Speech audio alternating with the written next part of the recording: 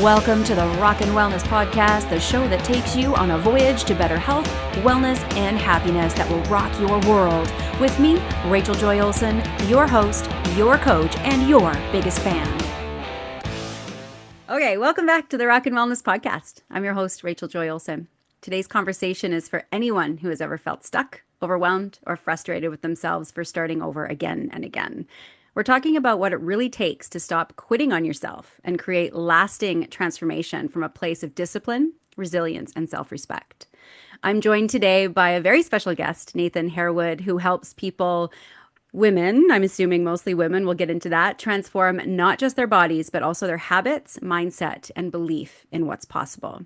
He is the founder of Dominate Fit, is a fitness coach, published author, international motivational speaker, and certified nutrition coach with over 25 years of experience.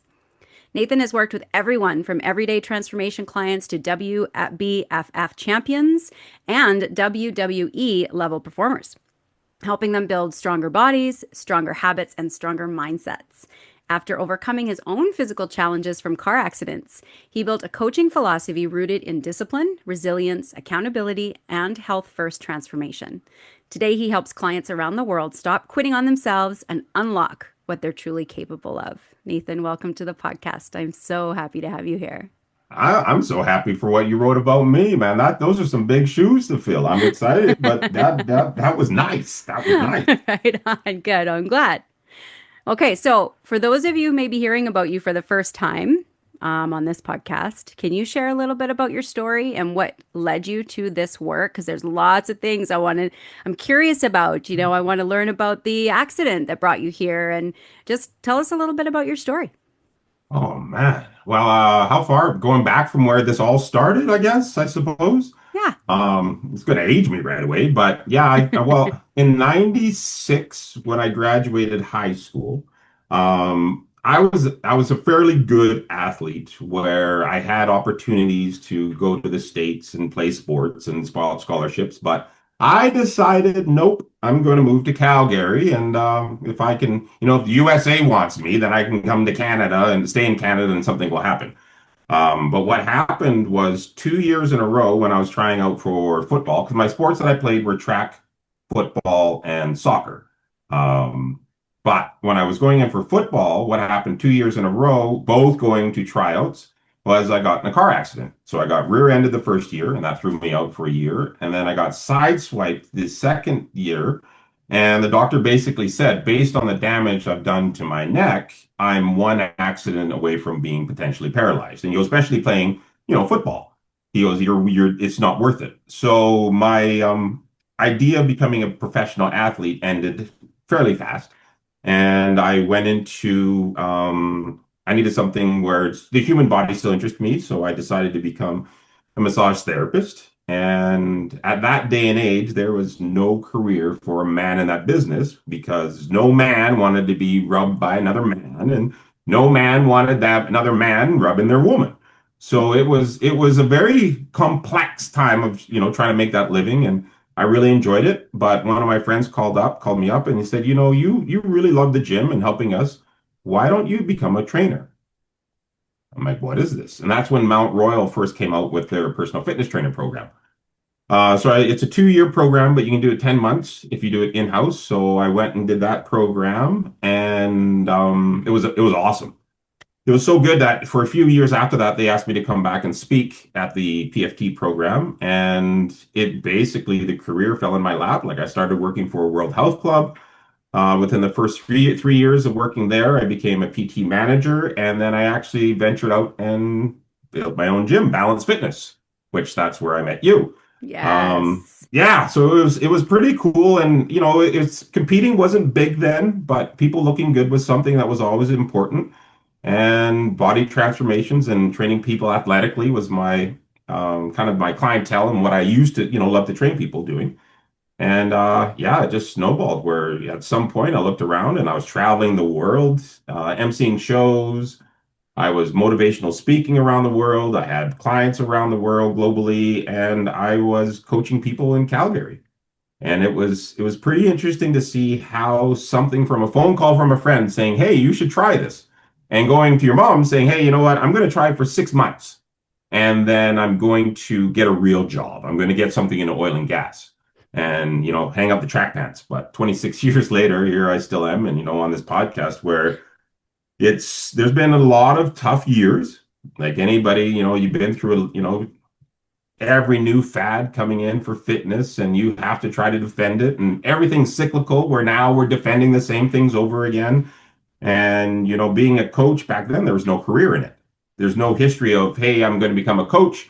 And 20 years later, you're still a coach. It was a stepping stone that kind of like working on a cruise ship. You go work on a cruise ship for a couple months, and then all of a sudden you're 19 and you're too old and you got to get a real job. But yeah, there's been a few of us that have been able to pioneer through it. And now I'm online coaching, looking at getting back into individual coaching and group sessions. But it's been a serious journey of what to do, not to do. And, it's people think that you're working with some of the best bodies in the world are going to be your best memories. Now, I'm not downplaying it, but some of the biggest memories over the 26 years were having a client that's never been able to see their toes, or they can't empty the dishwasher, or they can't play with their kids and seeing the look on their face when they can now empty that dishwasher or they can actually see their toes or they can actually play with their kid and throw the baseball out in the backyard. That stuff sticks with you for life because you just changed someone's life. A world title, huge. Yes, you changed their life too, but someone like that where it hits a little different. And it's something that I truly enjoy, and I guess I'm going to retire when people don't want to work with me anymore. I love that. I love that. I think what all of us, like you said, in the industry have heard, when are you going to go get a real job? I've heard that many times. And I think I've told myself as well, I'm going to go get a real job soon. Oh, okay. 30 years later. Right. Yeah. And I've tried. I did try to leave the fitness industry a few times, but it said, mm-mm. Hmm. I at one point one of my clients was the president of the police association for Calgary, and he wanted to see, he goes, man, I was a doorman and bodyguard and all that kind of stuff. And he goes, you have the right personality. Let's see if we can get you into fast track you into the CPS and maybe get you onto a TAC team or something like that. And I'm like, well, okay, stable income, pretty cool job, why not? And I did go through the steps, but I was deferred for 3 years. And then I was like, you know what? There's a sign. It's not for me. So I was thankful that it didn't happen, and I'm still here today. Definitely. Definitely. So, what was one defining moment, could you say? And I'm sure there's many, but when you realize that the work you're doing, and you've already touched on this a little bit, but when you realize the work that you were doing was more than just fitness. Whew. Um, I would have to say probably looking back, probably my very first client I ever had. I was so nervous, but she was coming to the gym not to look great in the mirror. She was coming to the gym because she was a high-end, so I think she owned a couple oil and gas businesses, and she was busy. So she came to the gym to feel good, to, stress relief, to, live a life where she can actually function and play with her granddaughters and stuff like that. And working with her really opened my eyes to what training is truly about. Not everybody's chasing that six pack. And she was the very first client I've ever, well, period. And she, to this day, man, she humbled me so many different ways. She taught me what not to tolerate. She taught me everything else. But that was my introduction was to training, was realizing, there's so much to it than having the biggest shoulders or the biggest butt nowadays or that six pack. It's that stuff's just surface level, but having the ability to impact someone's life for the foreseeable future. Hmm. Yeah, not many people get that opportunity. No, that's huge. Definitely changing Yeah. people's lives. That's cool. Now we kind of talked about this a little bit as well. Let's talk about that social media monster a little Yeah. bit because, nowadays the struggles are different, right? There's the comparisons online. There is so much advice out there from, people who are not qualified, as both you and I both know, and people end up confused, discouraged, second guessing themselves, maybe even hating themselves a little bit more because of what they've seen online. So, how do you help your clients kind of cut through that noise and the crap that's out there and just focus on what actually works, what's meaningful, that sort of stuff? I think what I try to do is educate them. Like there's that we can't keep up to what is a filter, what isn't filtered, what is AI, what is angled, what is photoshopped. Is just treating Instagram like a commercial. It's nothing more than that, where people don't post their worst, they always post their best. And everybody has insecurities, and just don't take social media. When you take it as a commercial, you now see it a little bit different versus, okay, how much did that person get paid to do that commercial? Or if you're looking at someone's physique, you're like, oh my goodness, it's so amazing. Yes, what they can do with computers is pretty impressive. And there is a lot of good information, but as we even see from the dawn of time, you look at let's say a fitness magazine, the first two, 3 pages is amazing scientific data. And then the last page is them promoting their product. So I also, like saying, look at some of the information they're giving is probably correct. And at the end, just ignore it because they want to be the solution to the problem. But it is hard where, people it's just social media is one big mask. It's one big filter. And it's real doesn't get the same amount of attention it used to. But now that there's so many filters and so many people, clickbaiting and everything else is the best advice for everybody is get off it. Like literally don't go on it and start comparing yourself because you'll lose every time. It's Absolutely. it is toxic. Yeah, Like it's it truly is. And so many people are using it as a source for health and wellness. And what do you think social media in that sense is doing wrong? And what's the disservice that social media is doing to people when it comes to health and I think that transformation? the change in what is getting attention, right? It's now if you used to put out some solid data and some solid information that can make people's life, change it, you get 100 views. If you stand on your head with a dumbbell doing chin-ups, doing something else, you get, 50, 60,000 views. So it's fighting getting the right information out is the hardest part, but sifting through all of the attention grabbers is literally, I would say, the biggest struggle because what are you going to do? You can't, how many coaches now that I've known in the game for 5, 10 years, like, I can't believe I have to act like a clown on social media just so I can get people to read my content. And if you look, people are learning, they show your average view time, 3 seconds, 2 seconds, 10, you get up to 11 seconds. You're like, oh my God, somebody watched my video for 11 seconds. But people are literally becoming professionals 3 seconds at a time, and Yeah. there's no solution that I can see. It's just don't conform to what is getting attention. Just stay true to your avenue, and don't change lanes. Like don't become that fad chaser where you're into this fad, that fad, this fad, that fad. It takes away your accountability. Yeah, I love But that. And it's so social easy media to is a compare, right? monster. It is. It's easy to compare and say, well, Oh, so and so is doing that. Well, maybe that's what I need to do. I fight that all the time, going, I don't want to act like that. I'm a almost 50-year-old woman. I am not going to act like that. There's got to be people out right? there that don't want somebody to act like that, right? And so it's like you said, sifting through the garbage of of so much out It's in that monster. and the hard part is a lot of people want that social media thing because they know what a million views gets them, Yeah. right? That like right now, social media is almost like what multi-level marketing and all those get rich quick schemes that we saw in the paper. And Hmm. that's what it is now where, That's right. there's somebody that reached out to me and I bit for it and he's like, "Hey, do you want to, want us to help you with your social media?" Sure. Why not? Take a look at it. He was nice and he wasn't a robot, so I answered him. And within probably 20, 30 minutes of our Zoom conversation, he was asking for $16,000 for 3 months, Right. and he could guarantee me that I would get 7 to 8 clients in those 90 days. And it would take me 8 months to pay back that investment based on those numbers. I'm sorry, say what? You want to Right. I'm going to give you $5,000 a month US in order for me to get 7 clients? Yeah, The math's no, not mathing. no, it certainly And is not. and that's what it is. Like if you are chasing the popularity game, then yeah, you have to play a different game. But if you want to stay real, every coach that I know that's staying real, or other people, other entrepreneurs, they are the most stable in the industry Hmm. because people will know, okay, go to this person. You can trust them. They aren't, standing on their head to get attention. And I That's right. think there's going to be a shift where people realize all the catfish coaches out there that are just information regurgitators aren't real. No, that's right.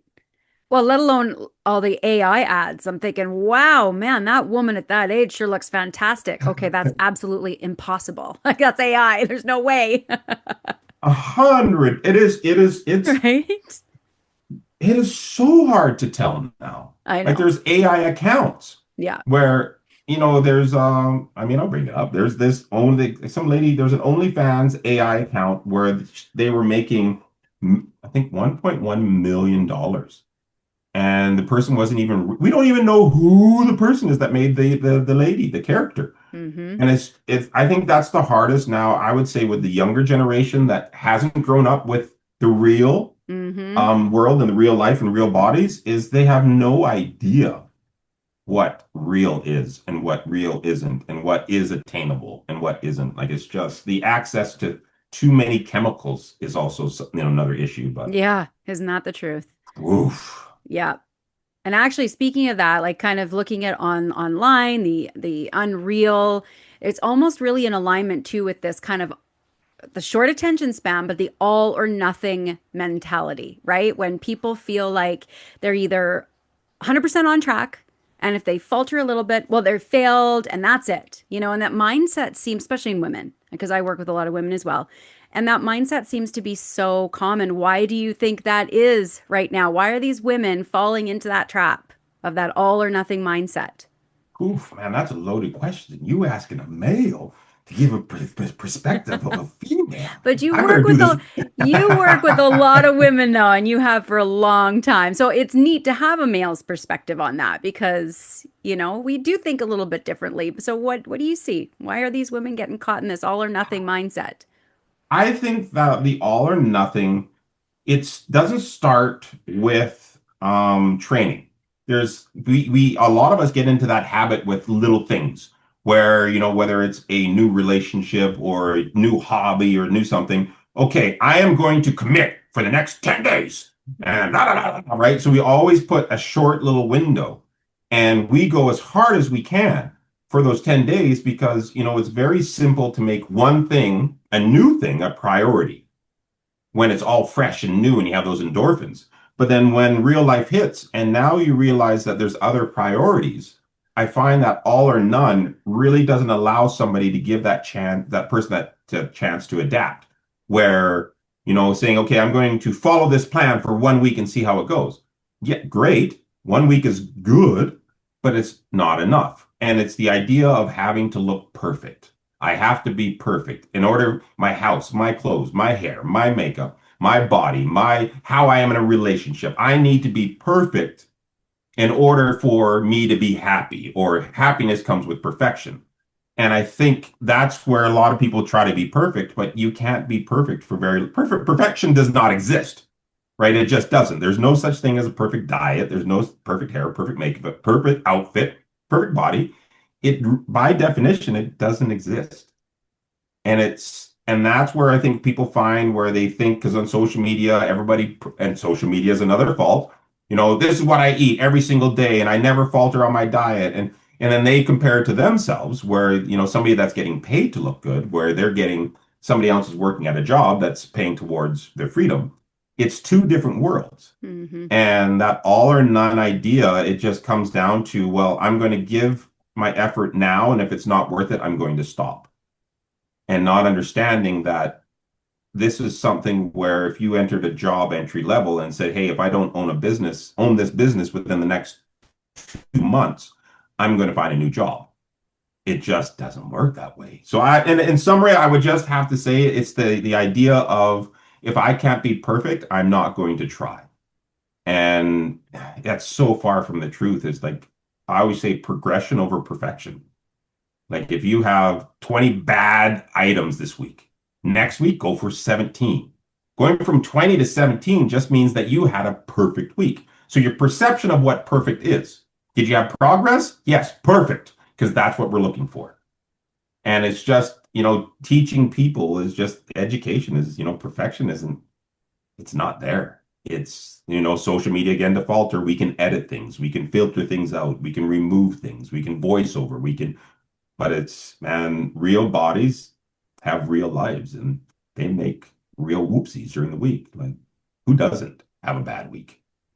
That's right. That's a great way Right. to stay consistent, right? And getting out of that extreme or overly rigid mindset is just to, first of all, be real, right? And Yeah. like you said, change the mindset that, one oopsies in a week out of all the meals or out of all the things that you've done isn't oopsies. It's not a failure, It's right? not. No. It's not. Like some of the best bodies that people that their perspective of on stage, or let's say the WWE or something like that. Like, oh my God, look how good they look. They're shredded and everything else.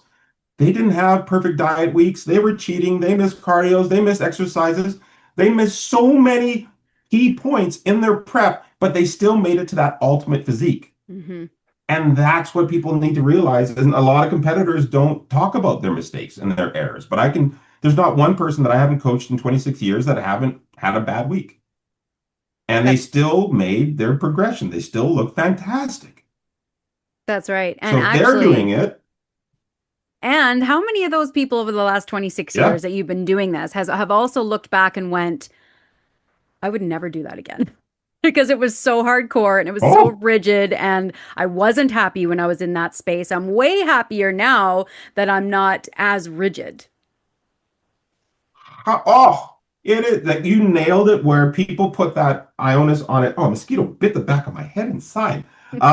Where it's they're crazy right now. Where people are like, I would be happy if I could just get that back. No, you wouldn't, because all of those people are miserable. They aren't happy. They look like, an artist etched them out of stone, sure, but they can't find their keys. Their partners can't stand them. They don't know. They can't drive. They're just miserable. They're crying. They're hungry. They can't enjoy life. You don't see them going out socializing anywhere. So many of them are actually single because their most important thing to them is themselves. And it's not calling them down. It's just what that sport requires. Right. And it's the happiness just doesn't come with a look. It just does not. And they just have to stop saying, I would be happy if I just looked this way. No, you wouldn't, because you have and you gave it back. So Yeah, why did you give it back? Because you weren't happy in the first place. Whatever you love, you keep, right? Your house, your shoes, whatever it is that you have, like no matter what, you hang on to that item. But if you give back your body or that physique, you were never happy because you allowed it to leave your grasp. So, that's right. oh man, And so many people are chasing that body that they had 5, 10, 15 years ago, right? We've talked about this. Now, can you talk about, so when you hear about your clients who are stuck there, and that's really being stuck. So talk a little bit about to that mindset and why wishing you had that body back can keep you stuck. I think having pictures of you in the past easily accessible to yourself, for you to review at any time is very detrimental to mental health because of that reason exactly. You're looking back at a different phase of your life where a lot of people, when they do look back 5, 10, 15, doesn't matter. Oh, I'm going to get that back. Well, what were your priorities then? Tell me about what the most important thing was to you at that point. What was your lifestyle, relationships, your job?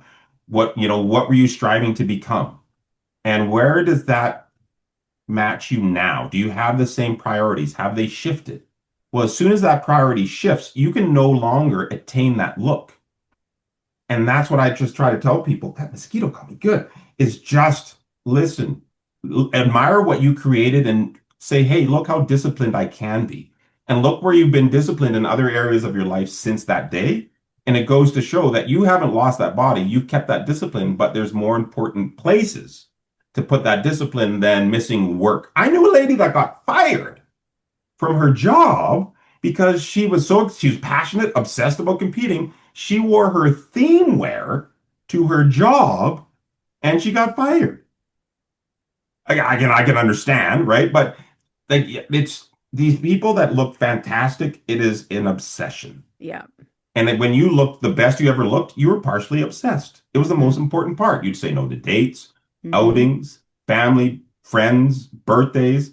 Now that you're older and you realize, holy crap, I missed out on a lot of life for that six pack, you're not going to give it up again. No chance.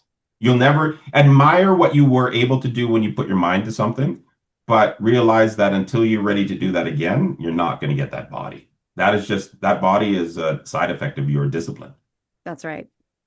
And now, even in your coaching, you've said has shifted a little bit to more of a health first transformation, which that kind of obsession really isn't always healthy, right? Actually, for the Full most part, it's not. vanity and sanity? No, it isn't healthy because just because you look a certain way doesn't mean you're healthy. Right. How many people in the fitness industry is we don't even call it the health industry. It's called the fitness industry. That's It's not right. even the part of you. Remember when we first started, you were part of health and fitness. Uh-huh. Now they're like health is like nothing to do with you guys. I'm leaving. But if you look at how many people are getting sick or passed away that are have that competition goal, the numbers are going through the roof. Yeah. And it's when you start putting your health as number one, burn calories, not your soul, is what I say often, Yeah. is once you start focusing on your health and doing what matters, one, you're creating a look that you can keep Mm-hmm. because you're not chasing a certain look. Everybody that competes, they never have the same body for more than a week. They're either going on the way up or they're on their way down. They are never going to be happy. It's just what competing is. But once you go to health and your body is a reflection of your health, it becomes a whole lot more rewarding because you get to have some more fun foods. You actually get to, have some fun with the ladies on ladies' night or, go on date night where you get to have that fun and you still get to look good, guilt-free that next day because you're chasing health. And health means you get to go out and socialize. You have some foods that don't count. You get to, have some meals that normally you wouldn't because you're scared. And that's when I find, health comes first. You're making the best bodies because a healthy body is always going to look better. And it's, an example, you look at the bodybuilding, I'm going to pick on them. If you look at bodybuilding back in Arnold days versus bodybuilding now, so many people are saying bodybuilding back then, aesthetically, those bodies looked way better. Versus now, it's just all this chemical bloat, masses of, well, they're monsters, but they don't have the aesthetics. And they've given up health and they're just chasing a dream of vanity and sanity. Yeah, I would So it's 100% agree. I actually like the look of the aesthetics back in the day better too. Oh, it's way better. Like Yeah, that's like, oh, I will like again competing, working with competitors. There is a side of danger, but I'll say, look, we're doing some potential damage. This is what we're going to have to do after the show. Do you want to continue? And they're like, nope. Okay, let's not. If they're like, yep, okay, let's make a plan on how to counteract that after. that's Because right. some people are, they're going to do what they're going to do anyways, Mm-hmm. right? And I would rather coach somebody through the tough times of a, post show than just letting them go to some other coach that's looking to make that dollar. Absolutely. And you're going to take care of them a little bit more. And that Yeah. more of that wellness journey, that health journey. And a lot of that comes to mindset, which you talked about, right? Stress is a big deal nowadays. I find people are way more stressed. I know the women and the people I work with, their nervous systems are fried and, disconnected. So, how do you see the people that you work with and the physical transformations that you do connecting with emotional and mental resilience and a Um, healthier mindset? I work a lot on perspectives. Like when somebody checks in, and so there's some people that still won't check in when they have a bad week. And like the best time to have a coach is on the bad weeks because when you have those bad weeks, you need to know what to do and what not to do, and what to correct and not correct. Hmm. And it's understanding um their perspectives and hey coach, I had a glass of wine and I missed a meal and I had some gelato. Okay, so what's the issue? Well, I'm fat. Yeah. Well, what makes it, and it's more or less just talking them down through that route because that self-talk that goes on between you and that mirror, a coach will never know. But just taking them down the mirror, okay, so you had 700 extra calories this month, this week. That was it. And so 700 calories, and then you start educating. That isn't even enough to put on 1 pound of muscle. So if you went up, yeah, there's a good chance that you had a little bit extra sugar or extra salt. So the scale is going to go up a little bit, and it's going to come right back down. So it's just teaching them a different perspective of what a good week is. And I find that is the easiest now. So when they're checking in, people are actually starting to talk about their wins and their struggles. And with their struggles, we start looking at solutions because that's what a transformation is every transformation, every week is new to everybody. Like life isn't consistent. You're going to be facing a new struggle. Okay, what tools do I need to get over that hurdle? And then over that hurdle, and then that hurdle. So that's what I focus, there's always my clients and I, we make a but that's what we focus on is what did I struggle with? Is there a solution? And what step am I willing to do to get past that hurdle or get one step closer to overcoming it? And that's where we start changing that mindset. And that's what's making the biggest difference with my clients is it's great to watch. Like, hey, I went on a holiday and what should I do? Okay, try to get this protein in every single day. And that's it. If you're drunk the whole time eating chicken breast, then that's all you're going to have to do. And they're like, really? And then they come back like, that wasn't that hard. Maybe next time on a holiday, I'm going to have some, maybe I'll have, right? It's teaching them that you can still have fun and not be perfect. And it's just looking at, bad weeks as just weeks of obstacles and how do we get over them? There's a solution to every bad week. And it's not the end of the world. No, you try again next week. That's right. Like that's what it is. Like people think that a body transformation is like a bank account. You make $10 million and now you don't have to work for the rest of your life. The Yeah, body's not like that. Like if you want to look good your life for most of your life, you're going to be cautious and aware of what you're eating. You're going to be active. You're going to be doing some functional movement, some weight resistance training for the forthcoming future. So if you have one bad week out of 52, try again next week. that's right.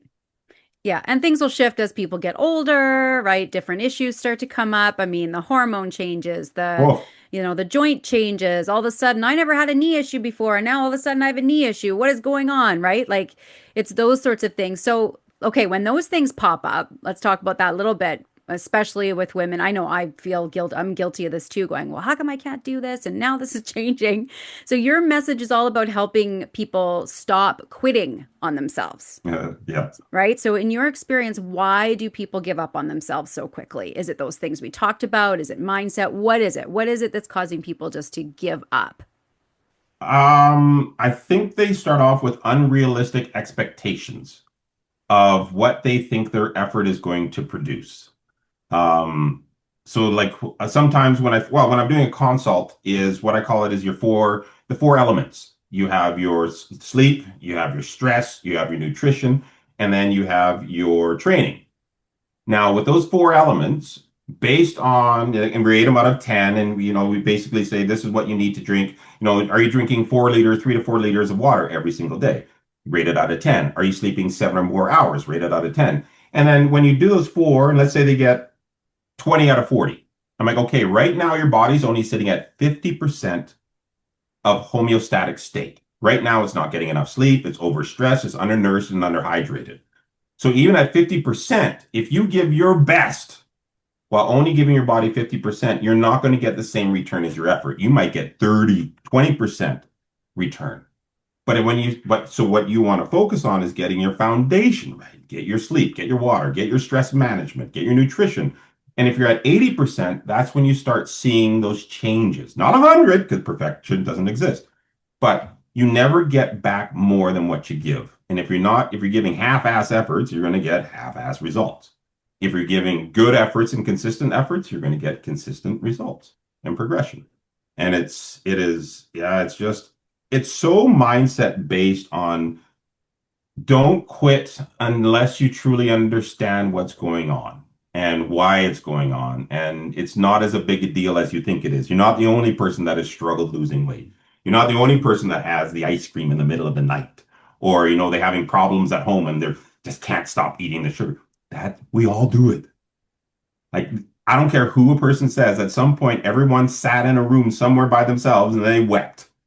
And they wept. Right. So it's just get rid of those unrealistic expectations where, I have bad habits. I shouldn't expect to have a six pack in 3 weeks. Give yourself, the best way to not quit on yourself, where I ask them, is when you have the body you want, what is your lifestyle like? How many days are you going to the gym? What's your food like? What's your social life like? And then they kind of go like, well, when I look good, I'd still, okay, good. So let's start there then. Let's see what that lifestyle's like, and let's see if we can get results that way. And then they start, instead of thinking about, oh my God, that pressure being perfect because of, people around them and social media and whatever else, they start looking at what life is going to be like when they have that body. And it is hard though, because you get them amped up on a Thursday and they watch a post on Friday, and all of a sudden Susie says, you're not wearing that out tonight, are you? We're right back to square one on Monday, right? So it's Yeah, it's a constant reminder of, change your realistics and give yourself a little bit of grace once in a while. that's right. And there's also that discipline or difference between discipline and self-punishment. Can you talk on that a little bit, as well as when you see how would you talk to someone, or what is the first steps that you would help somebody with to kind of get away from that self-punishment but build trust to themselves and just start following through, going back to discipline. So what's the difference? I use the term grace and slack. So if somebody's going through, I'm just going to pick some random event. Let's say, something sad, a family sickness overcame, and they are the main caregiver, and they have to travel and they have to take care of things. And you know what? They aren't able to eat, and life is crazy and hectic and sad and emotional. And they weren't, okay, you know what? Give yourself some grace. This is not a situation that happens every single week. Like, this is something where, you know what, you take care of that, because there's things that are more important than the gym or eating right. Take care of your familia or whoever that is, that loved one. And versus if somebody, they're at home, they have a good job, it's a normal week, and they haven't been to the gym, they haven't ate right, and they've just been tired. Well, that's you're giving yourself too much slack. And that's the difference of, do I need to give myself grace, or am I giving myself too much slack? And that's when people, that is the biggest difference where, it's how do you decide what is too much or too not? Well, my question is, what would everybody else do in a similar situation? Do you see people in the gym going to the gym on a tough day? Yeah. Do you see people missing the gym because of tough day? Yeah. It's all based on where you feel at your loaded maximum. If you're genuinely emotionally exhausted and the thought of the gym is just destructing you, and you haven't eaten in a couple days and you haven't slept in a couple days, okay, don't go to the gym. It's not going to make you feel better. Give yourself some grace. Go again next week, or maybe do a home workout. So it's just deciding and being honest with yourself. Am I just giving myself an excuse? Because we can talk ourselves into anything. Am I trying to sales pitch myself into being lazy? Is this behavior lazy, or is it because I'm busy doing something that's more important? If it's lazy, slack. That's how I do it. It's, give, and the same thing for me, where, you feel as a coach, you can't have a bad day or something's going on in life. You don't want to miss a check-in or don't answer. And then, you're like, okay, you know what, Nate, you're human. Give yourself some grace. If it's 12 hours until you get back to that client because you have something that's seriously going on right now, that's okay. Just get back to them. Don't, or versus, let's say you send me a message, I open it and I'm like, "Dang, I don't feel like talking to Rachel. I'll get back to her next week." Now that's too much slack. Right. Or we just forget. Oops, sorry. I should have gotten back Correct. to you. That's completely different. But yeah, it's just, it's everybody needs their own bullshit meter, and not a lot of people are pretty good salesmen. They Oh are yeah. very good salesmen. Yeah, we can talk ourselves into or out of anything for sure. Oh, if I don't have my headset, if I don't have my headphones and I'm going to the gym, Yeah, you don't work out. I've been oh, I'm there. not. I will park and I see it. Right? Uh-uh. Isn't that Home funny? I go. Yeah. Now that's giving myself slack, right? That's not grace. That's an example of slack. But I've done it Right? many times. No headphone? Nope. Go to the gym tomorrow. Yep, I've actually done that too. Oh yeah, I, 100%. okay, so let's talk about the person who's fallen off the wagon. Okay. Mm-hmm. What is one simple habit you think that this person, or really almost anyone, could just start if they want to feel stronger, more grounded, just back on track? One simple habit do you think is the most profound? The easiest one for you. Yeah. Um, yeah, it's literally, when people are like, I've fallen off, I don't know what to do. Okay, well, let's pick something that's simple. What's the most, and then you kind of list some habits that they have. And I'm going to pick water because everybody sucks at drinking water, right? Where I'm like, okay, well, you haven't been on the wagon for 3 weeks, but it's still within vision. So could we, for this week, just focus on having 3 cups of water every day? And that's it. That's it. Yeah, 3 cups. Once you get those 3 cups, check mark. Perfect. Gold star. High five. And that's the best way is sometimes taking off smaller bites. And then once your water is a habit, then it's easier to add the next one. But a lot of us focus the hardest habit first. And we forget about a lot of those small little habits. So that's what I tell people, man. Whatever is easiest to you, do that first, because that's going to be the most simple to get that momentum and that motivation on, hey, I just had a good week. I drank 3 glasses of water every day. People are like, what? That's it. Wow, it's better than last week. It was 3 beers every day. Good. Right. So yeah, it's literally make a priority list of the easiest habits that you have to the hardest ones to break and start with the most simple. Because that gives you that nice momentum to get to that big number 10, the That's right. And gym. those small little wins or those little check marks, they're the big gold stars, really, to keep you going And there's instead of results end in every one of those results. stars. Yeah. 100%. You go from no water to 3 glasses of water, you're going to get results. You go from Yeah, never in the gym to the gym twice a week, you're going to get results. That like, that's there's right. so many results that happen from the sedentary lifestyle that somebody's in to them going to the gym 4 to 5 days a week. There's so many steps of results that people can have as they progress to that perfect lifestyle that they Yeah, envision. It's absolutely. yeah, One is the smallest, one step at a time, just consistency, yeah. right? I know a lot of the yogis that I follow are always saying, a good hardcore 2 hour yoga session isn't as good as a 10-minute every day, right? It's That's that little bit every single day, making it consistent is going to get you further along as well. 100%. Like one lady, like for her first thing was to do is go outside, 5 minutes, walk outside, be outside for 5 minutes a day. And it took us a few months, and a few months later, she was in the gym 3 days a week. But that's literally where we started. I'm like, go outside to do what? I'm like, I don't care. Go, I don't know, cut the neighbor's lawn. Go pick some weeds. I don't know. Just be outside for 5 minutes a day, 3 days a week. That's actually a more profound activity than people realize, too. Yeah, Huge. yeah. Yeah. Like, you go walking around in a neighborhood in the evening, and you see how much of the world stays inside. Oh, yeah. It's actually really sad. It's Really sad. crazy. It is. Like I love being outside. It's my favorite place. In the summer, not so much in the winter, but I like being outside in nature. Like I was yesterday I was just sitting in the backyard with the dogs, feet and hands in the grass. My boyfriend comes out. He's like, "What are you doing?" I'm like, "I am just connecting to the earth because I just Mhm. need this in this moment." And he's like, "All right, perfect." And it was just exactly what I needed in that moment. And it's a profound activity. It's free. Yes. Like That's right. it's free. Like going outside is one of the biggest health benefits anybody can do for themselves. Yeah. And Andrea, the same thing. Like when she's not feeling good or she's stressed out, shoes and socks comes off. She's in the garden and she's out just working away.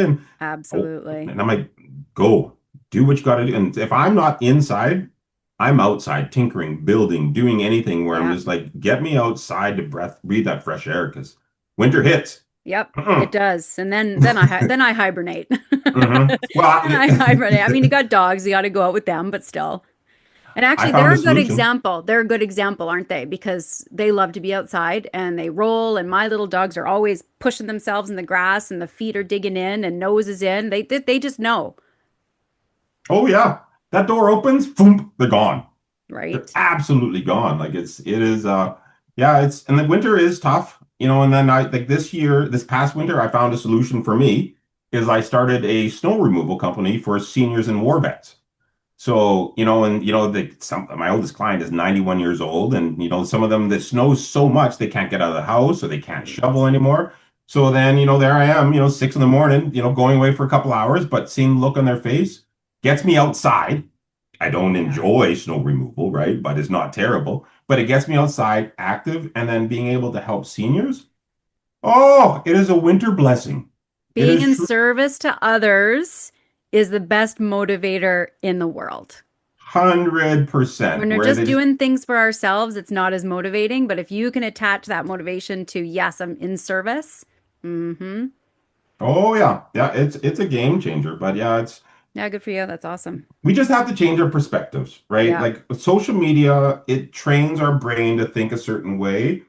And it's now changing our how we see things. Like this is not reality. This is a commercial that we used to see on TV, and like Mm-hmm. it's just a commercial. They're paid to say it. That's Mm-hmm. what social media is. And just don't use this as your compass or your guide. AI is not a guide. Don't use your phone as a guide. It is a tool, but don't ever let it decide where you take your vessel. That's right. And getting back to connecting with people. That's what's nice thing about having a coach, right? Is you actually get to connect with somebody who's real, who's listening.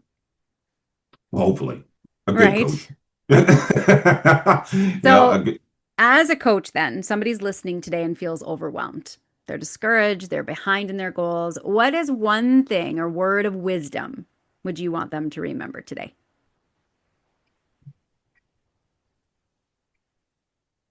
Um, be real with yourself. In your goal that you're setting, don't set it because someone else has put that seed in your head. Literally be real with yourself and make something that you want because no one's ever going to remember us. Like 6 months from now, no one's going to remember what you look like at the gym or what you say. So make sure you're living the life you want to live and you have the body that you want to carry because this is all we got. Like, and Yeah, that's a lot of people make goals because of somebody else and they're just not being real. Where I a man love says, that. Nobody cares, they don't. It sounds right? rude, but nobody cares more than you do. That's right. And nobody's paying attention to you because they're paying attention to themselves. You got to do what you got to do. I think that actually also what I've learned is comes with age. The older you get, the less you start to care, right? Like I'm still kind of teetering on that age group where I'm starting to learn not to care so much, but I remember people always saying, wait till you're in your 50s, you're not going to give a shit what anybody thinks, like you're not going to care at all. And I'm like, that's good though. I Yeah. think it's a good time of life to be stepping into more of that wisdom, going, you know what, I just got to do what makes me feel good. And Wait, those are the and you people have I to. like to follow on social media. The women who like are just like, whatever, man, who cares? This is me. And I have so much respect for them. And I wish that more women would feel that way sometimes. Oh, it'd be so very nice, but real is so hard to find. It is. And Yeah. when you tell people nobody cares, they get upset. I'm like, but then you realize I'm like you're included. I ask clients a lot, that a lot of conversations. Name 3 weeks ago, name three people's outfits and what they were lifting. I can't. Okay. Name three posts that you saw yesterday. I can't. Well, okay, name a conversation. Name three good things that happened to you last month. I can't. You're Mm-hmm. right. You want to know why? Because nobody cares and we're so busy looking Mm-hmm. at what we have to do and we're insecure that we're being watched that we have blinders on.